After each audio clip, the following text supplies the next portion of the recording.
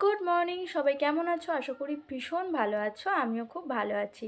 তোমাদের সকলকে জানাই মহাশিবরাত্রির শুভেচ্ছা। তো এখন বাজে সকাল 11টা, আর কিছুক্ষণ পর আমি যাব গঙ্গায় স্নান করতে। এখন তো আমার বাড়ি থেকে সেরকম কেউ শিবরাত্রির উপোস করে না। মা কাকিরা আগে করতো, এখন আর করে না। মা কাকিরা নীলষষ্ঠীর উপোস করে, তো আমরাই করি, আমি আর আমার বোন করি। চলো, তোমাদের সাথে দেখা হচ্ছে গঙ্গায় গিয়ে। ও হ্যাঁ, তার আগে আমি স্কিন প্রিপারেশন করব এখন গঙ্গায় যাওয়ার আগে, তো সেটা তোমাদের সাথে আগে শেয়ার করি। তো আমি আমার প্রোডাক্ট নিয়ে চলে এসেছি, আর প্রোডাক্টে আছে এটা টোনার আর এটা সানস্ক্রিন। তো এখনই যা রোদ বাইরে, কিছুদিন পর যে কী অবস্থা হবে বলা মুশকিল। তো এখনই মানে এখনও বসন্তকাল ঠিকঠাক করে পড়লোই না, ফেব্রুয়ারি মাসও শেষ হয়নি, এখনই এত গরম। ওপরের ঘরে দুপুরবেলা পাখা ছাড়া ঘুমানো যাচ্ছে না। আর কিছুদিন পর যে কী অবস্থা হবে মানে জানি না, এই বছর যে কীরকম কী হারে কত ডিগ্রি বাড়বে বলা যাচ্ছে না। আগের বছরও তো অনেকটাই গরম পড়েছিল, এবছর কতটা গরম পড়বে বলা যাচ্ছে না। তো যাই হোক, তো আমি আমার স্কিন প্রিপেয়ার করে তারপরে গঙ্গায় যাব। আমি চাই না আমার স্কিনে ট্যান পড়ে যাক। এমনি আমার স্কিনে বড্ড মানে প্রবলেম, এটা ওটা সেটা সারাক্ষণ বেরোয় মুখের মধ্যে। তো আমি চাই না যে এরকম আরও কিছু রোদের কারণে বেরোক। আর এমনিও আমার স্কিন কেন, আমার মাথাতেও রোদ লাগানো আর কি বারণ। রোদ লাগলে আমার মাথা ভীষণ যন্ত্রণা করে, আমার মাইগ্রেনের প্রবলেম আছে, তো তাই জন্য আমাকে টোনারটা দিয়ে কিছুক্ষণ মুখটা শুকিয়ে নেব। তো মুখটা শুকিয়ে গেছে, এবার আমি সানস্ক্রিনটা লাগাবো।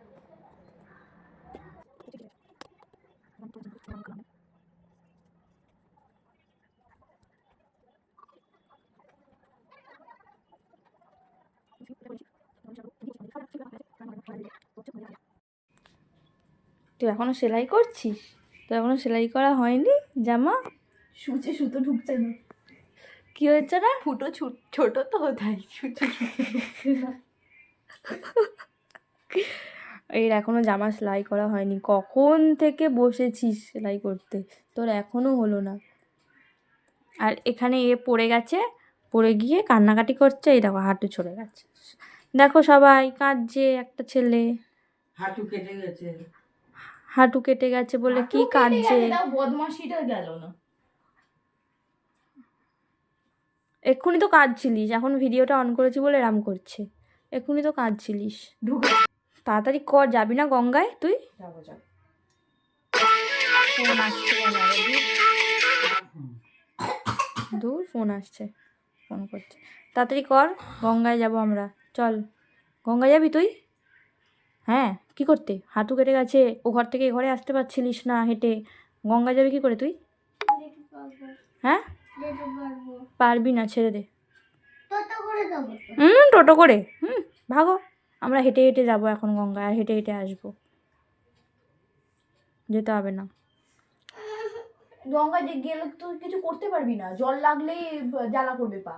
হ্যাঁ, জল লাগলেই পা জ্বালা করবে। জল তো নিচে, উপরে তো না জল। তুই কি নামবি না? তাহলে যাচ্ছিস কেন? পেট ডাকছে। পেট ডাকছে, খিদে পেয়েছে, খেয়ে নে তাহলে আর উপোস করতে হবে না। না না, পা জ্বালা করবে। উপোস না করলে ভালো করে পাবো কি করে? উপোস না করলে ভালো করে পাবো কি করে? আমাকে তো পেতে হবে ভালো করে, যে গাঁজা খাবে না, মানে গাঁজা খাবে না এরকম? এখনকার সব ছেলেরাই গাঁজা খায়। গাঁজা মদ এসব কিছু খাবে না, ভালো ছেলে হয়ে। তাহলে তুই এক কাজ কর, বেলুর মঠে যা, সন্ন্যাসীগুলোর সাথে প্রেম কর, প্রেম করে বিয়ে ও কর। সন্ন্যাসীরাই শুধু খায় না, এটা আবার কেমন কথা? এখনকার এমন নেই, এটা বাস্তব কথা, যে এখন কোনো ছেলেরাই কোনো নেশা করে না, এমনটা নেই রে, এমনটা নেই, পাবিই না। নয়তো সে ভীষণ সিগারেট খায়, নয়তো সে ভীষণ মদ খায়, এরকমই পাবি। হ্যাঁ, তবে সবটা লিমিটে হওয়া উচিত। তুই বলতে পারিস হ্যাঁ সবটা যেন লিমিটে করে, যতটুকু লিমিট ততটুকু। যাই হোক, বেশি বকবক না করে যে কাজটা কর, রেডি হয়ে গঙ্গা যেতে হবে, তাড়াতাড়ি সেলাই কর। হ্যালো গাইজ, না আমরা গঙ্গায় চলে এসেছি, দেখো কত লোক বেগুন তুলতে। এই চুপ কর।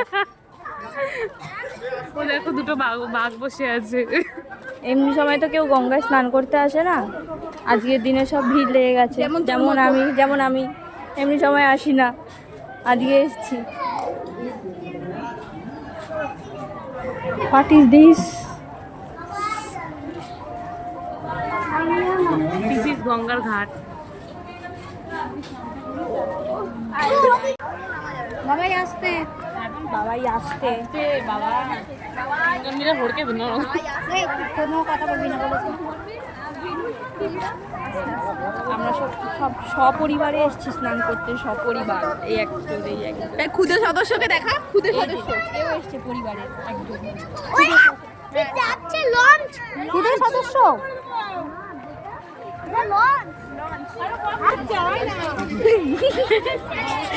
আমাদের ব্লগ দেখলে লোকে কি বলবে রে, আমরা যখন মানুষ রাস্তায় এসে বউ পরিষ্কার করে। বছর ঘরে থাকে মোবাইলে পরিষ্কার করতে পারে না, গঙ্গা আছে মা ডলে ডলে মোবাইলে পরিষ্কার করে।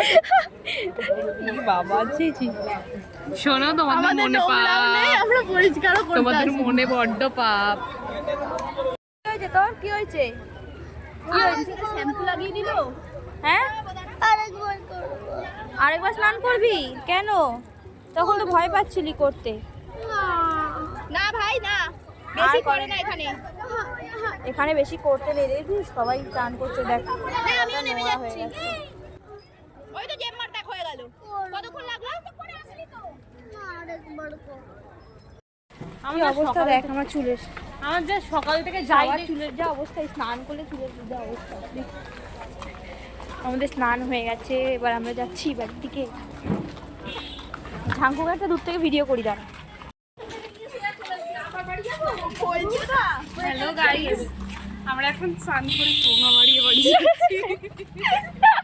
এটা আমি দিতে পারবো না, দূর। তো স্নান করে বাড়ি আসতে আসতে প্রায় 1:30 বেজে গিয়েছিল।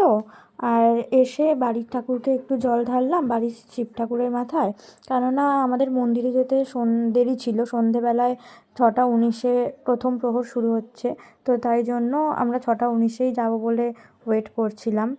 মন্দিরে গিয়ে তো সন্ধেবেলা ঢালবো, তাই বাড়ির ঠাকুরকে এসে আগে একটু জল ঢেলে নিলাম।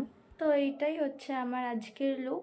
আমি বেশি কিছু সাজগোজ করলাম না, কুর্তিটাই পরলাম। তো এটাই ঠিক করে রেখেছিলাম পরবো।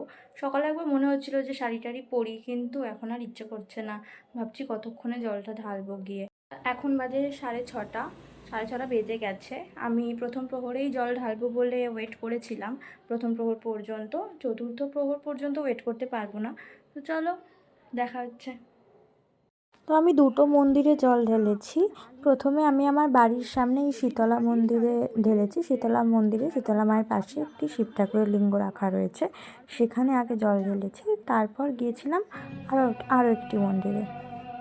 ওম দেবা দেবা ওম দেবা দেবা নমঃ নমঃ নমঃ ওম দেবা দেবা ওম দেবা দেবা নমঃ নমঃ নমঃ ওম দেবা দেবা ওম দেবা দেবা নমঃ। দেন ওখানে হয়ে যাওয়ার পর আমরা আবার এখানে এলাম। এই মন্দিরটা ভীষণ সুন্দর, ভেতরে শিবলিঙ্গটা অনেকটা বড়, আর এখানে অনেক মানুষজন এসেছিলেন জল ঢালতে। আমাদের জল ঢালা কমপ্লিট, এবার আমরা বাড়ি যাচ্ছি। হ্যাঁ, ও মা চলে এসছো তুমি এখানে? কাটাকলটা দিয়েছিলি তুই? হ্যাঁ, কুড়ি বেশি কাছে আছে।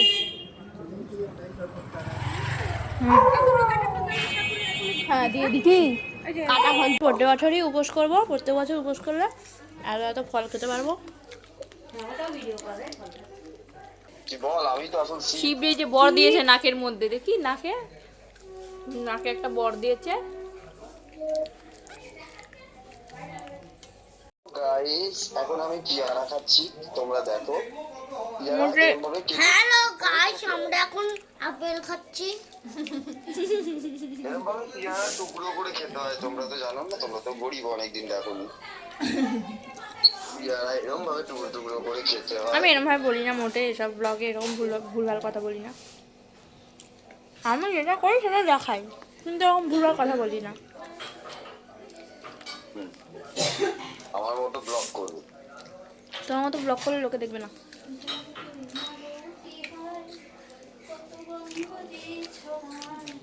প্রত্যেক বছর উপোস করবো, তাহলে এত এত ফল খেতে পারবো। এটা চেনো? এটার নাম পেয়ারা, গুয়াভা। করে পে তারপরে ইংলিশে বলো। অ্যাপেল। অ্যাপেল বলো। ডবল পিপিএলি ডবল পিপিএলই, ডবল পিপি নয়, ডাবল পিএলি। ডবল পিপি, চারখানা পি হয়ে গেল তো। ঢুকে বসো, ঢুকে খাটে বসো, খাটে ঢুকে বসো বাবা, পড়ে যাবে। খেয়েছিস? খাওয়া যাচ্ছে? আর কিছু খাবি না? এরপর বলবি না তো যে সাবু খাবো, এই খাবো। খাবো সেটা রাত্রের বেলা। রাত্রিবেলা আবার কি? রাত্রিবেলা তো খাওয়া হয়ে গেল, আবার কি? আর কিছু নেই? সাবু খাবে বলে বলে দিল রাত্রে ভাত খাবে না। আর কোনো সাবুরাবু নেই? আর সব আছে। আমরা করেছি, আমরা খাবো, তুই কেন খাবি? আমি খাবো, আমার ইচ্ছে। তোরটা দেখি। করেছি আমরা, উপোস ও খাবে সব। কেন খাবে? না না বাবা, তুমিও তোমরা সব এটার খাবে। বিচার করো, বিচার। আমি ঠান্ডা থাকলেই তো তোরা ভালো থাকবি, আমাকে গরম করালে তো জানিস তোদের কি অবস্থা। কি খাবি? আর কি খাওয়া বাকি আছে তোর? ভগবানের কাছে দিদি চাইলো যাতে ও ঝাঙ্কুর মতো এনার্জি পেতে পারে। সিরিয়াসলি আমি ভগবানের কাছে চাইলাম ঝাঙ্কুর মতো যেন আমাকে এনার্জি আমাকে দাও ভগবান। ও সারাদিন উপোস করেছে, উপোস করে জল ঢেলে এসে ও আবার লিলুয়ায় পড়াতে গেছে হেঁটে হেঁটে, আবার হেঁটে হেঁটে ওখান থেকে ফিরবে। ওর মতো যেন এনার্জি আমার থাকে। আমি আজকে পড়ানো ছুটি দিলাম, আজকে থাকবো না বলে। না জানো আমি যখনই 4টের সময় ও শাড়ি টাড়ি পরে গেছে, 2টোর সময় আমরা আসার পরেই ও শাড়ি পরে আমি বসে গেছে। যখনই আপেলটা আমি যখনই আপেলটা চিবোচ্ছি তখনই চলো টাটা বাই, দেখা হচ্ছে নেক্সট ব্লগে।